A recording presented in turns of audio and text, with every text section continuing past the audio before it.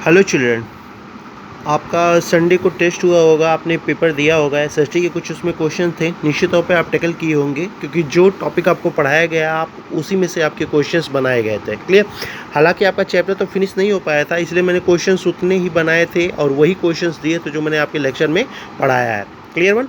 तो आइए आपका लेक्चर आगे ले चलता हूँ। 1-2 वीडियो में आपका ये चैप्टर कंप्लीट हो जाएगा क्योंकि चैप्टर थोड़ा बड़ा था और मैं चाह रहा था थोड़ा एक्सप्लेन करके आप अच्छे से पढ़ लीजिए, क्योंकि स्टार्टिंग जब आपका बेस मजबूत हो जाएगा ना तो आगे जो चैप्टर्स आपके लिए आएंगे वो चैप्टर्स आपके लिए बहुत ईजी हो जाएंगे। हालांकि थोड़ा टॉपिक ऐसा रहा जो थोड़ा बोरिंग भी लगा होगा, लेकिन निश्चित तौर पे आप उसे समझ गए ही होंगे क्योंकि उसे मैंने काफ़ी एक्सप्लेन करके पढ़ाया था। क्लियर? तो कंटिन्यू चलते हैं। पिछले टर्म पे मैंने आपको वाटर स्टार्ट कर दिया था, वाटर थर्ड पॉइंट था। उसके पहले लैंड सॉइल मैंने पढ़ा चुका, वाटर के बारे में मैंने कुछ बताया। वाटर साइकिल मैंने बताया कि वाटर साइकिल किस तरह होता है, उसमें इवोपरेशन जैसी चीज़ें मैंने बताई थी, पार्टिसिपेशन जैसी चीज़ें बताई थी, डिप्लीशन ऑफ वाटर बताया कि किस प्रकार वाटर खत्म हो रहा है अर्थ से, और ये वाटर खत्म होना हमारे लिए कितना नुकसानदेह, ये पॉइंट मैंने पिछले टर्म पे डिस्कस किया। क्लियर? कंजर्वेशन मैंने पढ़ाया और साथ ही मैंने आपको बताया था कंजर्वेशन आप किसी का मत छोड़िएगा, क्योंकि किस प्रकार आप इनको कंजर्व करते हैं that is very important factor for the examiner. बहुत इंपॉर्टेंट होता है कंजर्वेशन, जरूर एक पूछता है, चाहे लैंड का पूछ लिया या सॉइल का पूछ लिया या आपका वाटर का पूछ लिया, कोई बात नहीं, एग्जामिनर तो मैं ही हूँ तो एक तो मैं ज़रूर पूछ लूँगा, इसलिए एक तो तैयार करके आप जरूर रहिए। पेपर आउट कर दिया सर ने, एक क्वेश्चन बता दिया तो ऐसी बात नहीं है, आप पढ़िएगा जरूर क्योंकि कंजर्वेशन बहुत इंपॉर्टेंट पॉइंट होता है। क्लियर? चलिए आज आप देखते हैं रिड्यूसिंग वाटर पोल्यूशन। इसके भी 2 पॉइंट मैंने बता दिए थे। पहला पॉइंट कंजर्वेशन में पहला पॉइंट बता दिया था रिड्यूसिंग वाटर पोल्यूशन, जिसमें मैंने फैक्ट्री वैक्ट्री का लेके एग्जांपल आपको समझा दिया था, ध्यान में होगा।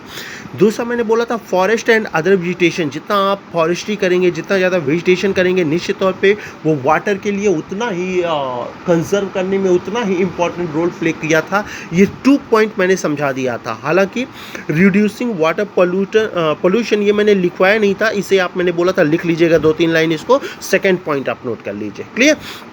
आइए थर्ड पॉइंट ले चलते हैं, उसी को कंटिन्यू ले चलता हूं लेक्चर को। 2 पॉइंट बता दिया था, उसी में इसका नोट बनाइएगा। ठीक? Sprinkles effectively irrigate the area bye checking water loss. Clear? आप जानते ही हैं जब सिंचाई इरिगेशन वगैरह हम लोग करते हैं तो क्या करते हैं, पंपिंग सेट यूज़ करते हैं। पंपिंग सेट से क्या होता है, हम मोटे मोटे पाइप बिछा देते हैं और उससे पानी फ्लो करवाते हैं अपने खेतों में। लेकिन आपको पता होना चाहिए इससे बहुत पानी लॉस हो जाता है, बहुत पानी का आप वेस्ट करते हैं। किसी प्लांट के लिए कितने पानी की ज़रूरत है उसको हम समझ नहीं पाते और क्या करते हैं, उससे पूरा खेत ही भर देते हैं। एक तो उससे प्लांट खराब हो जाता है और दूसरा उसके द्वारा आपके वाटर का भी लॉस होता है।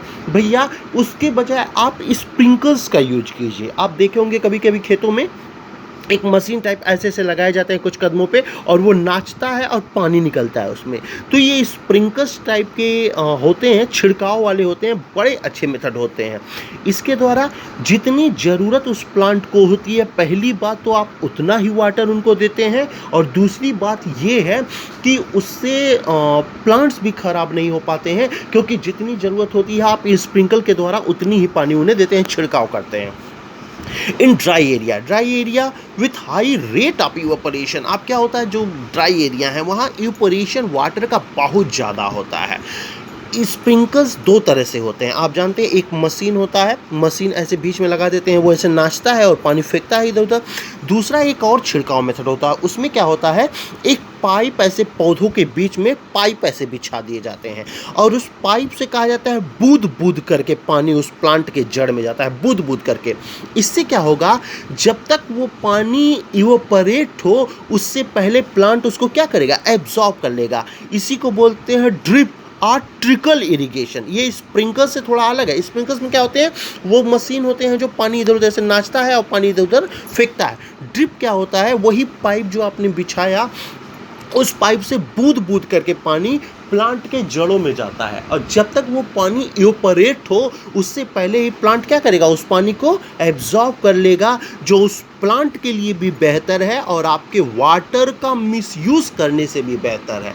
इसीलिए प्लांटेशन में या वेजिटेशन में स्प्रिंकलर्स, ड्रिपिंग और ट्रिकल की इरिगेशन ही की जानी चाहिए, ना कि वो पंपिंग सेट लगा के आप अच्छा खासा पानी भर देते हो, प्लांट उतना पानी ले ही नहीं पाता, पता चलता उससे पहले ही पानी हवा में चला गया, इवोपरेट हो गया, उड़ गया पानी, ना प्लांट अच्छे से यूज़ कर पाया और आपने पानी का वेस्ट तो किया ही किया। इससे बेहतर है इन सिंचाई का, इरिगेशन का यूज़ करना, इससे पानी की भी बचत होगी और आपके प्लांट्स की जितनी ज़रूरत होगी उतना पानी आपको मिलता भी रहेगा। क्लियर? तो ये 3 पॉइंट हो गया, reducing water pollution, forest and vegetation, और तीसरा स्प्रिंकल और dripping irrigation.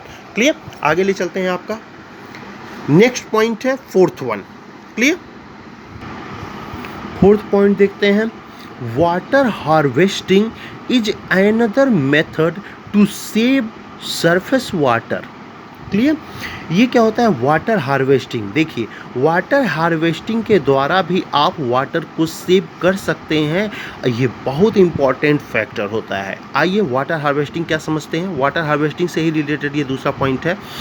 Rain water harvesting is a process of collecting rain water from rooftops and directing it to an appropriate location where it is stored for future use। Clear? Water harvesting क्या होता है, जैसे rain waters होते हैं, बारिश आपके UP में जानते ही हैं, यूपी में तो अच्छी खासी बारिश होती है। आपके गोरखपुर एरा की बात करूं तो आपके पूरे यूपी में सबसे ज़्यादा बारिश गोरखपुर में होती है, ये आपको पता होना चाहिए। क्लियर? फिलहाल ये आप ही के लिए नहीं है, पूरे इंडिया के लिए है। तो जो रेन वाटर होता है इसको हमें कलेक्ट करना चाहिए, किस में? अपने रूफ टॉप्स में, कुछ ऐसा अपने छत पे बना देना चाहिए जहाँ ये पानी कलेक्ट हो सके। क्लियर? जब ये पानी कलेक्ट भी करना हो and directing it to appropriate location, एक सही लोकेशन पे इसको कलेक्ट कीजिए, ऐसे नहीं जहाँ मन करे वहीं टोकरी रख दो उसी में पानी बनने लगो, नहीं। इसका एक एप्रोप्रिएट लोकेशन होना चाहिए, वहाँ इस पानी को क्या करना चाहिए, रूफ पे कलेक्ट करना चाहिए। जब आगे आपको पानी की ज़रूरत पड़े तो इस पानी का आपको यूज़ करना चाहिए। जब रेन वाटर के पानी का आप यूज़ करते हैं तो कहा जाता है रेन वाटर सबसे प्योर, सबसे शुद्ध वाटर होता है, और निश्चित तौर पे ये तो आपको फ्री फंड का मिल रहा है, तो इससे क्या होगा, आप इरिगेशन के लिए उस पानी का यूज़ कर पाएंगे। रेन वाटर का इरिगेशन के रूप में यूज़ करने का पॉइंट इसी को कहा जाता है वाटर हार्वेस्टिंग। दूसरी बात आपको पता होना चाहिए, 2 घंटे में अगर 2 घंटा बारिश हुआ तो उसमें 8000 लीटर वाटर कलेक्टेड, 8000 लीटर आप पानी कलेक्ट कर सकते हैं अगर 2 घंटे बारिश हो गई तब।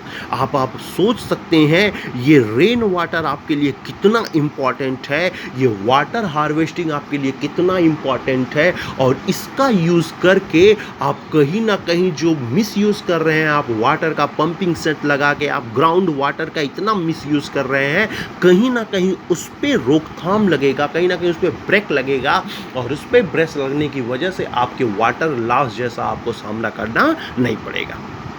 क्लियर? तो बहुत इंपॉर्टेंट फैक्टर है वाटर हार्वेस्टिंग। ये केवल गाँव में नहीं बल्कि शहरों में भी इस प्रकार का कार्य किया जाना चाहिए। जो रेन वाटर है इनको कलेक्ट किया जाना चाहिए, रूफ ऐसे बनवाइए कि वो कलेक्ट हो सके और उसको इन फ्यूचर के लिए उसका यूज़ किया जाना चाहिए। तो ये 5 पॉइंट्स थे आपके कि किस प्रकार आप वाटर को कंजर्व कर सकते हैं, वाटर को बचा सकते हैं, और वाटर बचाएंगे तो आप समझ ही सकते हैं आप कितना अच्छा और बेहतर कार्य कर रहे हैं जिसकी कोई सीमा नहीं। मैंने क्या बताया था, वाटर का जिस तरह मिसयूज़ हो रहा है, एक समय ऐसा आएगा कि प्योर वाटर अर्थ पे रहेगा ही नहीं, और जो 3rd वर्ल्ड साइंटिस्टों ने कहा है कि वाटर को लेकर होगा, कहीं ना कहीं उनकी बात सच साबित हो ना जाए। क्लियर? इसलिए वाटर को जितना कंजर्व कर सकते हैं उतना कीजिए। ये ड्यूटी केवल सीनियर्स की नहीं है, ये ड्यूटी हमारी भी है, आपकी भी है कि आप वाटर को कंजर्व करिए, लोगों को समझाइए। वाटर जितना कंजर्व करेंगे निश्चित तौर पे वो आपके लिए क्या, आपके आने वाली पीढ़ियों के लिए भी बेहतर होगा। तो आज से वाटर को कंजर्व करने की कोशिश कीजिए। क्लियर? चलिए, आपके 3 टॉपिक खत्म हो गए, लैंड, सॉइल, वाटर, और आइए डिस्कस करते हैं 2 इम्पॉर्टेंट पॉइंट। एक है बायोस्फीयर और एक है आपका इकोसिस्टम। आइए डिस्कस करते हैं इन दोनों पॉइंट को। क्लियर? 2 important point. पहले देखते हैं बायोस्फीयर। बायो मीन्स क्या, इन्वायरमेंट, स्फीयर मीन्स क्या, रहने की जगह, यानी बेहतर रहने की जगह। आप देखती हैं एक ही जगह पे आपके एनिमल्स, एक ही जगह पे आपके बर्ड्स, एक ही जगह पे आपके ह्यूमंस, सब एक दूसरे पर निर्भर होते हैं, एक दूसरे के लाइफ को आगे बढ़ाते हैं। बिना एक के दूसरे की लाइफ के बारे में कभी सोचा भी नहीं जा सकता। ऐसा जो इन्वायरमेंट तैयार होता है वही वर्ड है बायोस्फीयर। आपके बुक में बड़ा क्रिटिकल डेफिनेशन उठाया है, लेकिन क्या करें, पढ़ना तो वही पड़ेगा, क्योंकि आप वही लिखिएगा बुक का, उसी पे मार्क्स मिलने वाले हैं। तो बायोस्फीयर का डेफिनेशन है वैन, lithosphere, hydrosphere and atmosphere. 3 word पहले डिस्कस कर लेते हैं। हालांकि पिछले क्लास में आपने इन तीनों वर्डों को पढ़ा होगा, लेकिन फिर भी लिथोस्फीयर में क्या होता है, लैंड, क्लियर, जमीन। हाइड्रोस्फीयर वो लाइफ जो पानी की है। एटमॉस्फेयर यानी एयर, जो आपके अर्थ को चारों तरफ से घेरे हुए जो एयर का लेयर होता है, उसी को हम कहते हैं एटमॉस्फेयर। हाइड्रोस्फीयर जो जीव जंतु, जो एनिमल्स, इंसेक्ट जो पानी में लाइफ जीते हैं, वो हाइड्रोस्फीयर। और लिथोस्फीयर जिसमें ह्यूमंस, एनिमल्स रहते हैं, जिसमें हम लोग रहते हैं। इंटरैक्ट विथ ईच अदर, एक दूसरे से ये इंटरैक्ट करते हैं to support life, with each other to support life, एक दूसरे के लाइफ को बचाने के लिए। इट्स कॉल्ड बायोस्फीयर, इसी को हम कहते हैं बायोस्फीयर। यानी एक ऐसी जगह, एक ऐसा अर्थ जहां पर क्रस्ट पे यानी लैंड पे रहने वाले, पानी में रहने वाले और एटमॉस्फेयर में रहने वाले, ये तीनों एक दूसरे से इंटरैक्ट करते हैं, एक दूसरे के लाइफ को बचाते हैं। इसी को हम कहते हैं बायोस्फीयर। क्लियर। अब आप जानते हैं हम क्या करते हैं, ऑक्सीजन लेते हैं और कार्बन डाइऑक्साइड रिलीज करते हैं। प्लांट क्या करते हैं, कार्बन डाइऑक्साइड लेते हैं और ऑक्सीजन रिलीज करते हैं। तो आप समझ सकते हैं कि हम दोनों एक दूसरे पे किस प्रकार डिपेंड है। ठीक उसी प्रकार छोटे इंसेक्ट जो होते हैं, उन्हें मेढक फ्रॉक खाते हैं, फ्रॉक को स्नेक खाता है, स्नेक को कहीं ना कहीं वल्चर्स खाते हैं, पिकॉक खाते हैं। तो कहीं ना कहीं उनकी भी लाइफ एक दूसरे पर डिपेंड है। पिकॉक मरेगा तो उसे फिर स्कैवेंजर्स खाएंगे, या फिर इंसेक्ट्स उसको ख़त्म कर देंगे। तो इस प्रकार क्या होगा, एक दूसरे पे लाइफ डिपेंडेंट है। ऐसी लाइफ को कहा जाता है बायोस्फीयर, जहां ये सभी लोग देखने को मिलते हैं। इन ए biosphere living beings are interacted and interdependent on each other for survival। यहाँ जीने के लिए सब एक दूसरे पर डिपेंड है। क्या प्लांट नहीं होता तो हम जी पाते? कभी नहीं जी पाते, क्योंकि उन्हीं प्लांट से हमें राइस, व्हीट, वेजिटेबल्स सब कुछ उसी से मिलता है। क्या प्लांट के बिना एनिमल्स जी पाते? नहीं जी पाते, क्योंकि एनिमल्स उस पर डिपेंड है भैया। कुछ ऐसे काऊ हुए, बुफेलो हुए, या फिर डियर हुए आपके, या फिर गोट हुए, ये सब किस पे डिपेंड है? ग्रास पे डिपेंड है, प्लांट पे डिपेंड है। उसी प्रकार प्लांट हमारे पे डिपेंड है। अगर हम कार्बन डाइऑक्साइड रिलीज नहीं करेंगे तो कार्बन डाइऑक्साइड कहाँ से प्राप्त करेंगे? तो इस प्रकार क्या है, सब एक दूसरे पर डिपेंड है, एक दूसरे का सपोर्ट कर रहे हैं, एक दूसरे के इंटरडिपेंडेंट है। दिस लाइफ सपोर्ट सिस्टम, इसी लाइफ सपोर्ट सिस्टम को हम क्या कहते हैं? इकोसिस्टम। क्लियर। यानी बायोस्फीयर का क्या होता है, जहां लिथोस्फीयर, हाइड्रोस्फीयर, एटमॉस्फेयर तीनों तरह के लोग होते हैं एक दूसरे का सपोर्ट करते हुए। वो एरिया जहां तीनों तरह के लोग होते हैं, उस एरिया को कहते हैं बायोस्फीयर। क्लियर। बाकी उनकी लाइफ कैसी चल रही है, वो एक दूसरे पर डिपेंड है, एक के बिना दूसरे की लाइफ नहीं चल रही है। उस सिस्टम को हम कहते हैं इकोसिस्टम। क्लियर। कहा जाता है अगर इसमें से एक भी एनिमल्स खत्म हो जाए या एक भी स्पीसीज खत्म हो जाए, तो निश्चित तौर पे उसका इन्वायरमेंट पे बहुत निगेटिव इम्पैक्ट पड़ता है, बहुत खतरनाक इम्पैक्ट पड़ता है। यानी इसमें से एक भी स्पीसीज कभी डेंजरस उसमें नहीं जाने देना चाहिए, हमेशा उसे बचाए रखने की कोशिश की जानी चाहिए। क्लियर। क्यों? क्योंकि उसी पे हमारी लाइफ डिपेंड है, उसी पे अन्य की लाइफ डिपेंड है, तो उनकी लाइफ हमारे पे डिपेंड है। ये इंटरडिपेंडेंट रिलेशन जहाँ मिलता है, उस पूरे सिस्टम को हम कहते हैं इको सिस्टम। प्लांट, यहां बताया गया वही, प्लांट प्रोवाइड अस है, यूज मैंने ले दिया, अस फूड। प्लांट से हमें क्या मिलता है? फूड मिलता है, ऑक्सीजन मिलता है, आपका सॉइल मिलता है, help in storage of underground water, यही आपके अंडरग्राउंड वाटर को भी सेव रखता है। गिव अस फ्रूट, हमें फ्रूट्स देता है, नट्स देता है, आइस देता है, गम देता है। ये सब प्लांट से हमें प्राप्त होता है। अब आप सोच सकते हैं प्लांट कितना इंपॉर्टेंट फैक्टर होता है हमारे लिए, स्पेशली ऑक्सीजन। इसके द्वारा हमें क्या मिलता है? ऑक्सीजन। और ये बहुत इंपॉर्टेंट फैक्टर होता है किसी भी ह्यूमन्स लाइफ के लिए, आप समझ ही सकते हैं। इसके अलावा और क्या क्या देते हैं, डेली ज़रूरत की चीज़ें हमें ये देते हैं। अच्छा खासा हमें ये सब अंडरग्राउंड वाटर, आप मैंने क्या बोला, प्लांट क्या करेगा? प्लांट मिट्टी को इकट्ठा किए रहेगा, वो तोड़ेगा नहीं ना मिट्टी को जब इकट्ठा किए रहेगा तो वाटर कहीं ना कहीं अंदर विद्यमान रहेगा। और जितना सॉइल के बीच में इंटरेक्चुअल पावर जितना कम होगा, यानी जितना वो टूटेगा सॉइल, उतना क्या होगा, उन वाटर का इवोपरेशन होगा। और प्लांट जब उसमें लगा दें तो क्या मिट्टी को ज्वाइंट कर लेगा। ज्वाइंट करने से उन वाटर जो अंडरग्राउंड वाटर उनका इवोपरेशन इतने आसानी से नहीं हो पाएगा जितना फास्टली ऐसे होता है। क्लियर? चलिए, ये तो हो गई कुछ बात बायोस्फीयर इकोसिस्टम की, थोड़ा ध्यान में रखिएगा। डिफिनेशन दोनों का बहुत इंपॉर्टेंट है और साथ ही साथ उसके कुछ एग्जांपल्स इंपॉर्टेंट है। आइए डिस्कस करते हैं कुछ और पॉइंट को। वाइल्ड लाइफ देखते हैं। वाइल्ड लाइफ रिसोर्सेज आपको पढ़ना है ना, तो वाइल्ड लाइफ देखते हैं क्या होता है। वाइल्ड लाइफ क्या? वाइल्ड लाइफ भाई, वाइल्ड मीन्स क्या? जानवर के उनकी लाइफ जो चलती है उसी को वाइल्ड लाइफ। वाइल्ड लाइफ में क्या आता है? वाइल्ड लाइफ इंक्लूड्स, इसमें क्या आते हैं? एनिमल्स, जानवर, birds, insects as well as aquatic life forms, यानी जो जल में रहते हैं वो जीव, इन सब को मिला तो वो कहलाता है वाइल्ड लाइफ। क्लियर? इनसे क्या होता है? दे प्रोवाइड अस, ये हमें देते हैं मिल्क, दूध, मीट, चिकन, हाइड्स, स्किन को बोलते हैं ना हाइड्स, एंड उल, और हमें उल देते हैं। यानी इन एनिमल्स से हमें इन सब की ज़रूरत पड़ती है। आपने प्लांट का इंपॉर्टेंस देख लिया कि प्लांट से हमें क्या क्या मिलता है। दूसरी तरफ आपने एनिमल्स से भी देख लिया, हमें ये सारी चीज़ें मिलती हैं। निश्चित तौर पे मैं ये नहीं कह सकता कि अगर ये चीज़ें नहीं मिली तो हम जी नहीं पाएंगे, लेकिन अगर ये चीज़ें नहीं मिली तो हम अपनी लाइफ को उतनी बेहतर तरीके से नहीं जी पाएंगे जैसा आज हम जीते हैं। क्लियर? दूध पीते हो ना बोर्नवीटा डाल के, एनिमल्स नहीं रहेगा तो दूध कहाँ से आएगा? बोर्नवीटा बेकार। मीट चिकन खूब खाते हो, क्लियर? मीट नहीं रहेगा तो हेल्थ बेकार। ऐसे हाइड सूल ऐसे तमाम प्रकार के आप जानते ही हैं कई सारी इंडस्ट्री इन सब पे डिपेंड होती है। अगर ये सब मिलेगा नहीं एनिमल से तो हमारी लाइफ को जीना निश्चित तौर पे खतरनाक हो जाएगा। इंसेक्ट, इसमें एक एक की बात करते हैं। सबसे पहले बात करते हैं इंसेक्ट्स की। इंसेक्ट्स लाइक बीज, इंसेक्ट्स की बात करो तो इसमें सबसे बड़ा एग्जांपल होता है बीज, मधुमक्खी का हमें क्या देती है? हनी। आप खाते ही हैं अच्छे से, तो बीज हमें क्या देती है? Honey. Very important. Help in pollination of flowers and have an important role to play as decomposer in ecosystem। आपको पता होना चाहिए बीज जो है ना वो डिकम्पोजर भी होते हैं इकोसिस्टम के, इसीलिए इनको क्या कहते हैं? Pure environmental insect. क्या बोलते हैं बीज को? प्योर इन्वायरमेंटल इंसेक्ट, यानी ये इन्वायरमेंट को शुद्ध करता है क्योंकि ये डिकम्पोज करता है सड़े गले प्लांट्स को, डिकम्पोज करता है कुछ छोटे छोटे इंसेक्ट्स को जिस पे इनकी लाइफ डिपेंड होती है। साथ ही साथ वो क्या करता है? पॉलिनेशन करता है, यानी एक प्लांट से क्या करेगा? बीज लेगा, उसे दूसरी जगह पहुंचाएगा, वहां से लेगा दूसरी जगह पहुंचाएगा, यानी एक तरह से ये प्लांटेशन का काम भी करता है, यानी बीज को, सीड्स को इधर उधर भी फेंकता है और जिससे नए नए प्लांट्स का ग्रो होता है। तो आप समझ ही सकते हैं इंसेक्ट्स हमारे लिए कितना इंपॉर्टेंट है, स्पेशली हनी प्रोवाइड करने पे और डिकम्पोजर। क्लियर?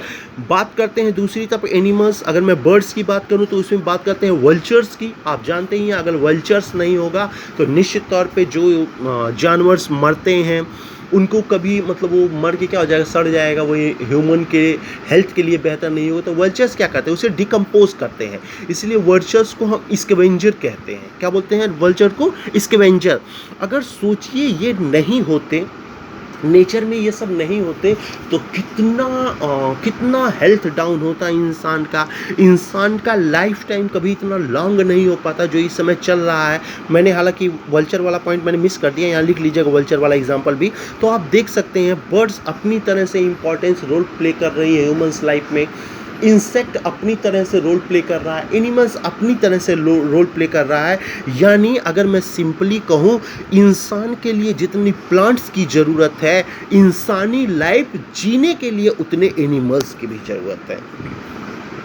ये प्लांट्स हमें लाइफ देता है, एनिमल्स हमें लाइफ प्रोवाइड करने का साधन देता है, रिसोर्सेज देता है, जिसके बल पे हम अपने लाइफ को सरवाइव कर पाएंगे। इसमें से एक को भी निकाल दो तो हमारी लाइफ को सरवाइव करना बहुत ही मुश्किल हो जाएगा। एक बात और, स्कैवेंजर्स होते हैं, इनको भी हम बोलते हैं प्योर इन्वायरमेंटल, ठीक, मतलब वातावरण को शुद्ध करने वाले ये स्कैवेंजर्स ही होते हैं। अगर सिंपल मैं पूछूं वातावरण को प्योर कौन करता है तो हमेशा ऑप्शन में रहेगा स्कैवेंजर्स ही करते हैं आपके वातावरण को शुद्ध। इंसेक्ट्स मत लिखना, स्कैवेंजर लिख देना। स्कैवेंजर में सब आ जाते हैं, जितने भी डिकम्पोजर इंसेक्ट होते हैं, जितने भी डिकम्पोजर एनिमल्स बर्ड्स होते हैं, वो सब आ जाते हैं स्कैवेंजर की श्रेणी में। क्लियर। तो आपने समझ लिया होगा, मुझे लग रहा है बायोस्फीयर क्या होता है, इकोसिस्टम भी आपने समझ लिया, साथ ही साथ प्लांट हमारे लिए क्यों यूज़फुल है ये आपने देख लिया, वाइल्ड लाइफ हमारे लिए क्यों इंपॉर्टेंट है, बिना इसके ह्यूमंस लाइफ को सर्वाइव नहीं किया जा सकता, वो आपने देख लिया। नेक्स्ट टर्म पे मैं दिखाऊंगा आपको next topic distribution of vegetation, इस पॉइंट को हम लोग समझेंगे। साथ ही आपका नेक्स्ट वीडियो लास्ट वीडियो होगा आपके इस चैप्टर का, तैयारी कीजिए, नेक्स्ट वीडियो में मिलते हैं इस हेडिंग के साथ। Okay, thank you.